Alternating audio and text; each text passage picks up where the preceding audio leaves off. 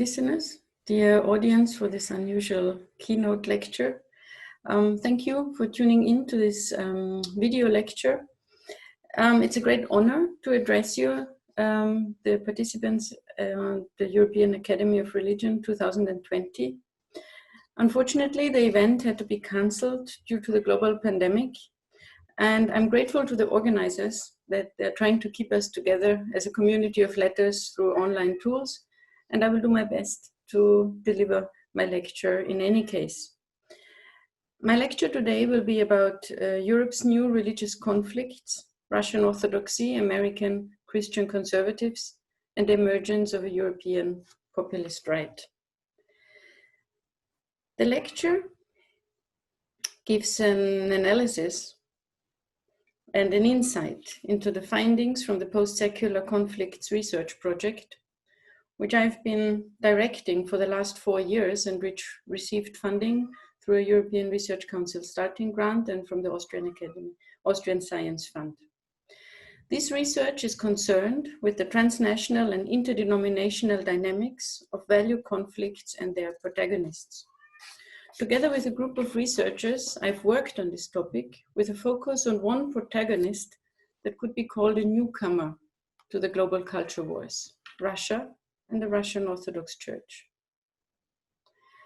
However, by way of introduction, I would like to briefly explain how I got to that topic in the first place. I belong to a generation for which the fall of the Berlin Wall was the first great political memory. The images of people cutting barbed wire and climbing over walls, the amazement of the adults around me, all this left a very deep impression on the 12-year-old I was at the time. I've spent my years of young adulthood traveling all over Central and Eastern Europe and exploring that Europe about people which people knew so little, at least the people in my family or in that place of Austria where I came from. I studied Russian. I traveled from the Baltics to the Balkans. I taught German in the Czech Republic, Poland, and Hungary. And in 2002, I enrolled as a master's student at the Central European University in Budapest. In many ways, I did everything to become a part of a united Europe after the end of the Cold War. The end of the Cold War, the end of the division of Europe, promised social and political change. It promised, at least in a place like the Central European University in 2003, the dawn of an open society oriented towards individual human rights and democratic institutions, a free market and free academia. 20 years later, in 2020, the Central European University has just moved to Vienna. The laws that were passed by the right-wing populist Hungarian government have made it impossible for it to stay in Budapest. Poland has embarked on a judicial reform that the European Commission considers to be a violation of EU's own rules. In Bulgaria, the Constitutional Court has refused to ratify the Istanbul Convention, a Council of Europe document on gender-based violence. Russia is in the process of adopting a constitution that will allow it to ignore the European Convention on Human Rights. And there's still a war going on in eastern Ukraine. So what happened? The end of the Cold War happened. The euphoria over the end of the Cold War has evaporated. The end of history, as Francis Fukuyama called the vision of the global triumph of the liberal order, has not taken place.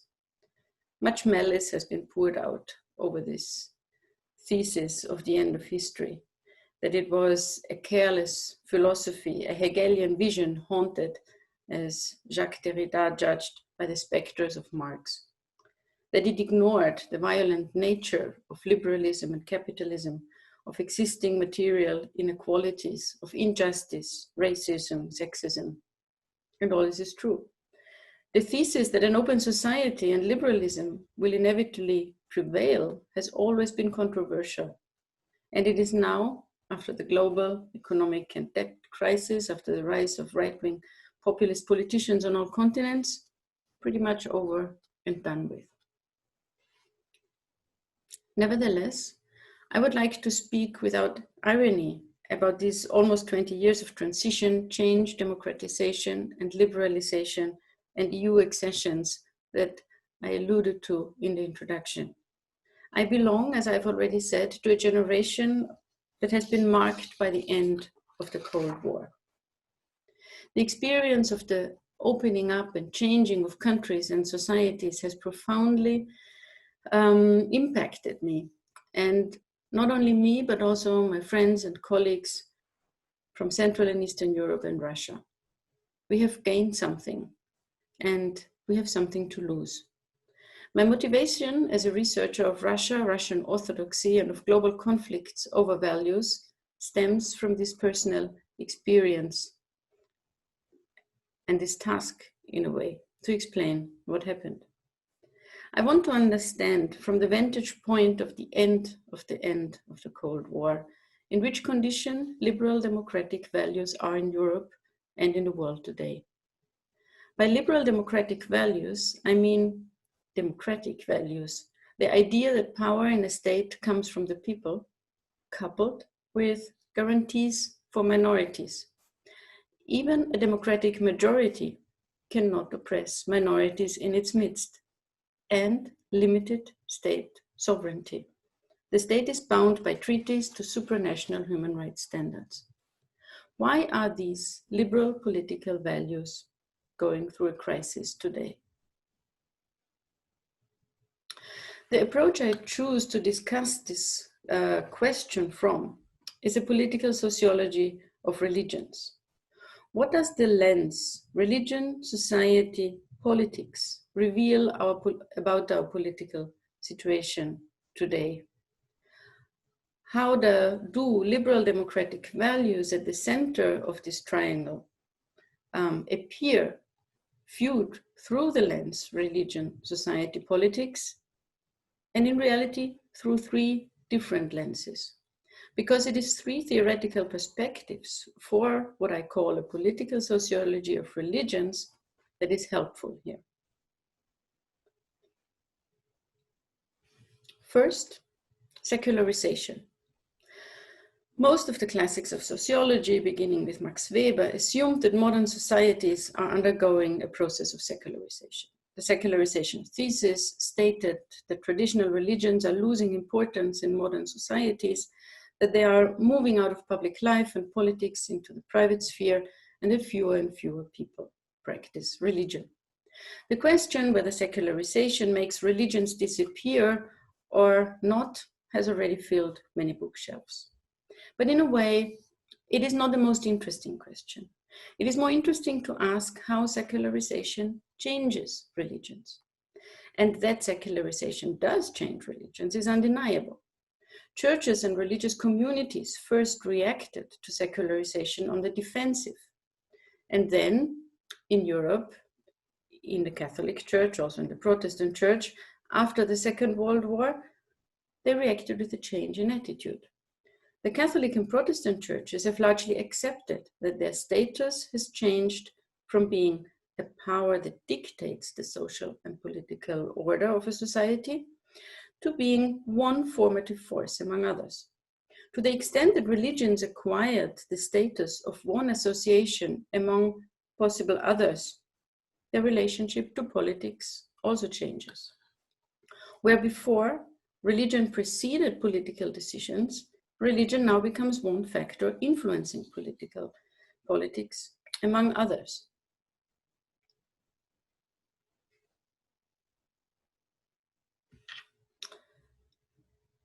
As a consequence, in the triangle, religion, politics, and society, a paradoxical shift takes place. While religion as a practice of faith has become more diverse and more free due to secularization under conditions of the secular age, religion as an institution inside the state, within the framework of national legislations, becomes more uniform and more legalized. Olivier Roy speaks in this context of a formatting of religion according to the rules of the constitutional state.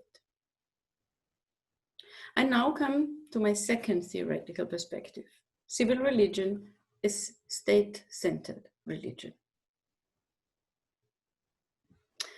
Functional theories of religion, like in Robert Bella's well-known concept, civil religion, assume that in modern societies, religion continues to have a cultural and a community-building effect, even if it is no longer recognizable as such.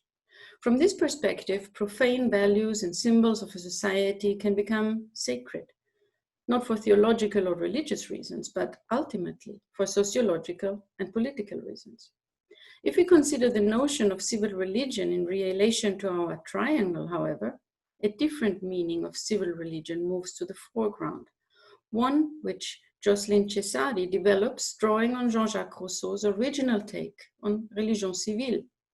There, civil religion means a state-centered project aimed at securing the loyalties of citizens through rituals and symbols. Civil religion in this sense is a state-centered religion and not first and foremost, a system of shared beliefs. The implication of civil religion as a state-centered religion is that the religious tradition in question and the state are mutually constitutive, that they depend on each other, and that they are transformed by their relationship. Let me now give you two examples for the first two perspectives, which I have just presented. Both examples are taken from the Russian context. In the 30 years since the end of the Cold War, the Russian Orthodox Church has gradually moved from being one religion inside the Russian Federation to becoming the provider of a new civil religion for the Russian state. Next time you travel to Moscow, you have the opportunity to visit the architectural expression of this idea on the outskirts of Moscow, where the Moscow Patriarchate and the Russian Ministry of Defense are building a monumental cathedral of the Russian armed forces. This cathedral, which is still under construction, was shortly in the news this spring, and you might remember that, when plans to install an artwork representing Vladimir Putin inside the church became public. This plan has now apparently been ditched by the president himself, but in any case, the building itself is the visual expression of Russia's new civil religion. From the perspective of civil religion as a state-centered religion, a commitment to liberal political values is not obvious. Democracy, the idea that power in the state emanates from the people, may still be valid from that perspective. But it is actually irrelevant, because if society and politics are equally permeated by religion, democratic negotiation is no longer needed. There is no need for liberal minority rights at all, but only, and this is the current slogan of the Russian government and the Moscow Patriarchate, for traditional values. In Russia, these traditional values are decreed by state laws: the ban on homosexual propaganda, the ban on violating religious feelings, a ban on swear words in theater and film.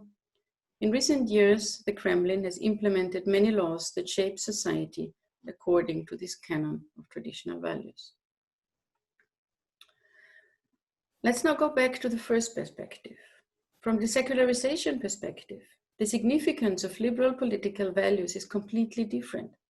Here, religion is seen as inwardly differentiated and at its external border, where it meets the secular state, as legally defined. It is part of a civil society vis-à-vis the state and vis-à-vis state institutions. Religion is therefore dependent on pluralistic liberal democratic values, if only for its own survival. Religion should become, out of pure logic, a protector of these pluralistic liberal democratic values. Even for this perspective, one can find an example from the Russian Orthodox context. In September 2019, more than 170 priests of the Russian Orthodox Church published an open letter calling for the release of young demonstrators who had been arrested in August during peaceful street protests against the Moscow city government. During the protest marches, demonstrators had repeatedly sought and found shelter from the police in churches in downtown Moscow, as this picture shows. With this letter, the priests sent a signal to the Russian Orthodox Church and to the state that the church is not only a pillar of the state, but that it can also be an opponent standing on the side of civil protest for free elections. What is particularly interesting about this protest of the priests is that in their letter, they refer to the legacy of the well-known dissident priest of the Soviet era, Alexander Min. I now come to the third perspective on the relationship between religion, society, and politics, the culture wars. Culture wars is an analysis by the American sociologist James Hunter, who uses it to describe the conflicts between progressive and conservative groups in the USA on issues such as abortion and homosexuality, starting in the 1960s, 70s. These moral conflicts, Hunter noted, have polarized American society for decades, and they polarize religious communities in particular. Religious market theory supports such an analysis. It describes religions as competitors on a free market of worldviews where extreme strong messages, extremely conservative or extremely progressive, have competitive advantage over moderate messages.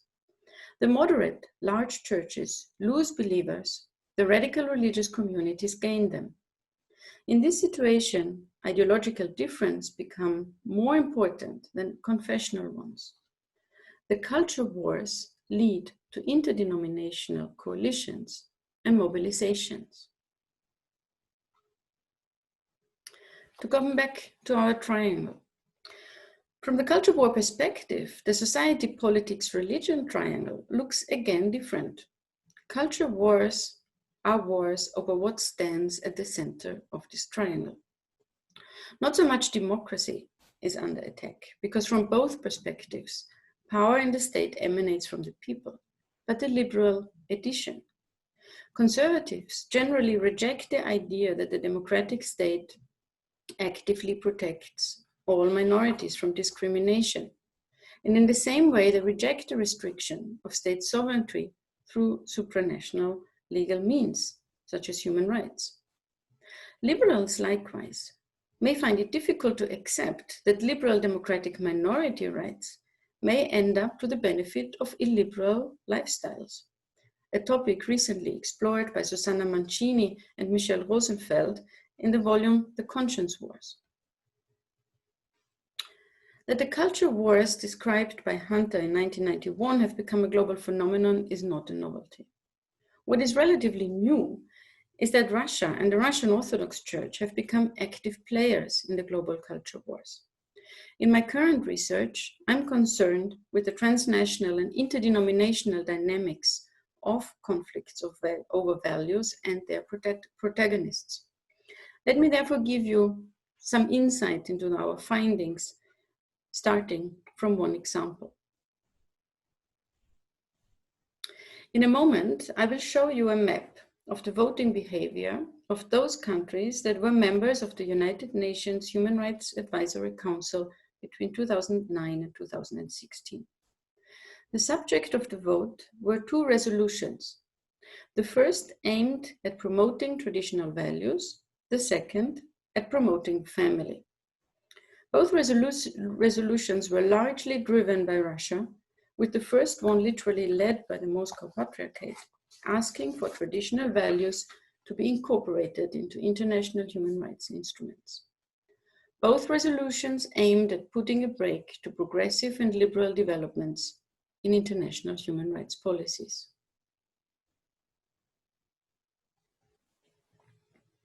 The resolution, as you can see from the coloring of the countries, the voting behavior turned out to be in favor of the Russian position. This is what you've seen colored in green. Russia, the Asian and African countries, and the Islamic State supported traditional values and the family. Traditional values, the Moscow Patriarch said in his commentary on this success, are the true universal values of humanity. The resolution was part of a Russian strategy with two functions. The function internally, at the national level, was to dissolve the boundaries between religion, society, and politics, and to legitimize the Russian civil religion of traditional values. Externally, however, at the international level, the resolution served to reinforce the polarization of the global culture wars. What it led to, now from the perspective of the secular age, was that quite a few moderate religious actors were caught in the quandary between Brussels and Moscow. Voting in the Human Rights Advisory Council is always accompanied by intensive mobilization of civil society groups, of NGOs. They can submit statements. Together with a member of my research team, I have coded all statements and transferred the results onto the world map. So the dots that you see on the map, even though they're very small, these are the NGOs and their positions. What is striking is that the traditionalist agenda was well received in countries where governments voted against it, particularly in the EU and the US.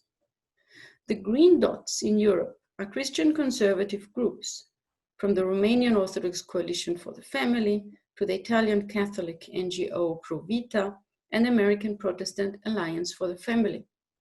Particularly in the new EU countries, many conservative actors were not content that the EU as a bloc, as a whole, voted against the issues tabled in the UN Human Rights Council.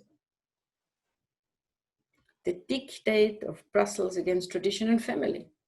What a great topic for the election campaigns of the EU critical governing parties in Hungary, Poland, and Romania.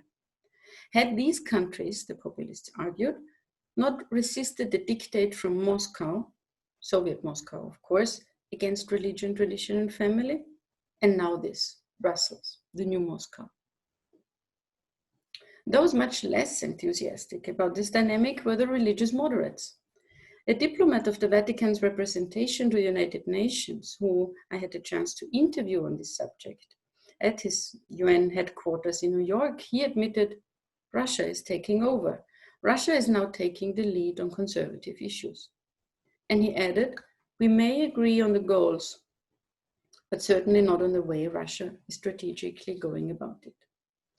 Russia has become a key player in the global culture wars.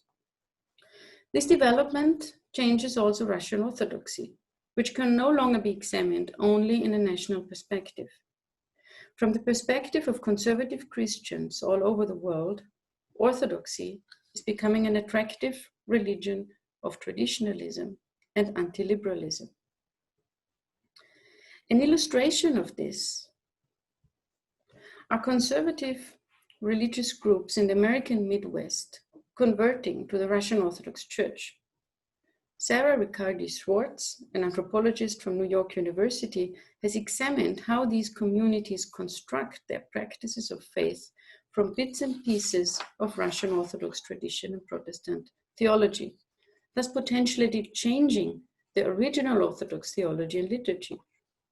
In these pictures, which she has made available to me from her field research, you see a building in one of the parishes examined. It is decorated by the American flag, the Southern flag from the American Civil War, and the insignia of the Russian Tsarist Empire. The Russian Orthodox Church today is as much global as it is national. It is part of a worldwide religious market in which its appeal lies precisely in being considered a particularly conservative church. In this situation, the boundaries between the Russian Orthodox Church and the Russian state are blurring. The research from the colleague from New York has clearly shown that it's precisely the Russian state, in the figure of Vladimir Putin, which is unreservedly admired in conservative circles for laws such as the one against the propaganda for homosexuality.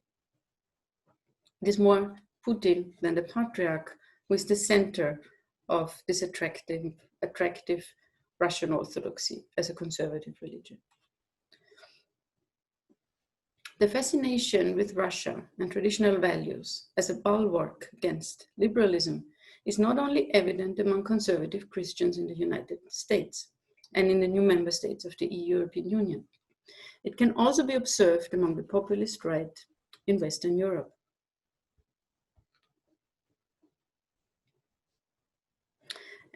And with this, I also come to the last example in my presentation. It is the World Congress of Families, an event which took place in Verona last year in March 2019.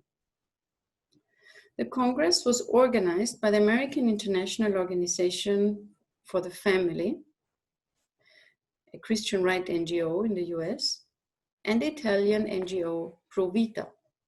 And it was supported by the Italian Lega party, which was at the time in government. The event was met by impressive street mobilization by feminists and women's rights groups like the NGO Non Una di Meno, who were joined by activists from other parts of Europe. So Verona became a converging ground for activists on the left and on the right over the issue of the family, and they gave a glimpse on the reality of the global culture wars. Why on earth, you may ask, has the Italian League, which worshipped the waters of the River Po under its founder Umberto Bossi, turned into a defender of traditional Christian values? Why does its leader, Matteo Salvini, not miss one occasion to present himself with a crucifix or a rosary in his hand? The answer is not only that the League is instrumentalizing Christianity against Islam and against immigration, though this is one part of the answer. The answer is that conservative family values have become a global currency for actors on the right who want to oppose liberal democratic values and supranational human rights instruments. In the Post-Secular Conflicts Research Project and our publications, we have explored in considerable detail the ways in which during the early 1990s, the American Christian right has exported its ideas to Russia and to the Russian Orthodox Church. Scholars of Russian Orthodoxy, and I don't exclude myself, have for a long time overlooked these ties and influences because the homegrown sources of the re-emergence of Orthodoxy as Russia's new civil religion appeared more important or more relevant. In reality, however, the moral conservative no-mobilization against same-sex marriage, against abortion, and against LGBTQ rights has united Christian conservatives from the US, Europe, and Russia. As evangelicals, Catholics, and Orthodox actors from different countries form transnational and interdenominational coalitions, they reshape the presence of religion in national, political, and public debates. They challenge established religion-state relations in different national contexts. They challenge very often the leadership of their churches, see the criticism of Pope Francis by many conservative Catholics, and they challenge the position of the actors, which before I called the religious moderates.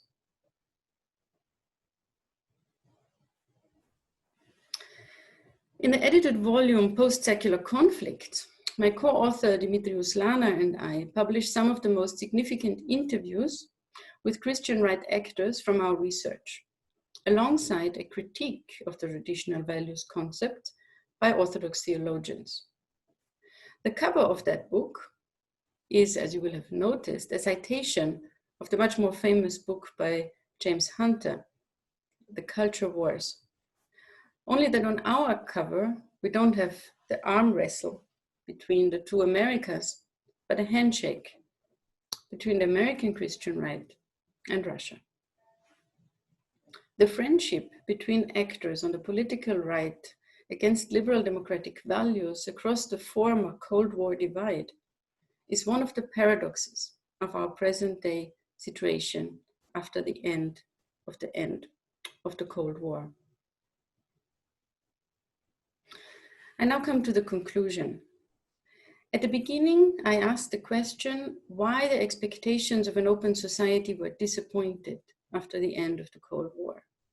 Why are liberal political values going through a crisis today? And what role does religion play in this crisis? I think that we are now one step further in answering this question.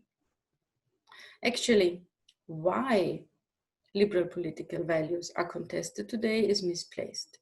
They have always been the subject of criticism, and that is normal in a pluralistic society. A pluralistic society is characterized by different views of what constitutes a good life. And religion is a legitimate source of such views. But the question how liberal democratic values have become controversial today, who is making them controversial, and by what means? These are questions that we as scholars can and should answer. The triangle of religion, society, politics, and the lens of Russian Orthodoxy opens a new perspective on the panorama of Europe's new religious conflicts. These are arguably a new type of conflict in Europe, no longer between the different confessions and no longer between the religious and the secular, but over the very meaning of Christianity in Europe. It is three meanings that are in conflict with each other. Is Christianity a protector, a benefactor of European liberal democracy, as the perspective of the secular age suggests? Is Christianity a cultural and civic bedrock of European civilization, as the civil religion perspective suggests, with all the exclusionary consequences this would have? Or is Christianity the religion that unites actors against liberal democracy, as the culture war perspective suggests? As I said, I don't think this lecture, and maybe not even scholarship, is the place to answer the question or to indicate the right answer, the right way out of this triangle. But what we as scholars can do is we can explore the triangle and the conflicts that are generated around it, around the different meanings of Christianity for Europe and Europe's new religious conflicts. There's a lot of work ahead of us. So thank you very much for listening.